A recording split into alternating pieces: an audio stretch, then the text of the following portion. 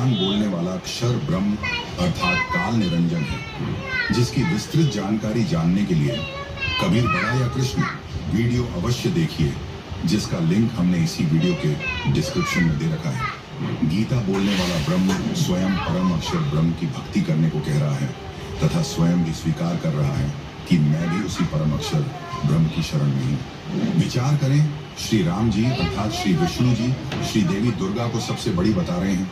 श्री देवी दुर्गा ब्रह्म को समर्थ बता रही है, उसकी भक्ति के लिए कह रही है। गीता ज्ञान देने वाला काल ब्रह्म अपने से समर्थ, सबकी उत्पत्ति करता, सबके धारण पोषण करता, पुरुषोत्तम अविनाशी परमेश्वर की भक्ति करने को कह रहा है। इससे सिद्ध हुआ कि अंकुर माधव जी को अपने सदग्रंथों का ही ज्ञान नहीं है। सर्वथा परे और संसार समुद्र से उस पार जो ब्रह्म है उसको पा जाओगे, तुम्हारा कल्याण हो।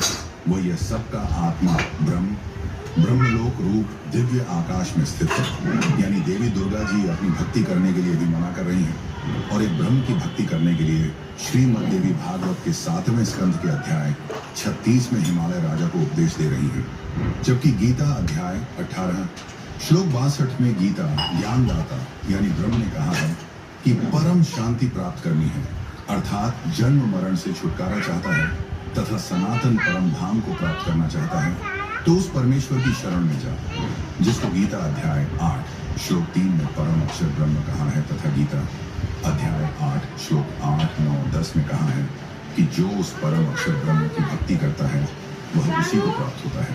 फिर गीता अध्याय 15 श्लोक 4 में गीता ज्ञानदाता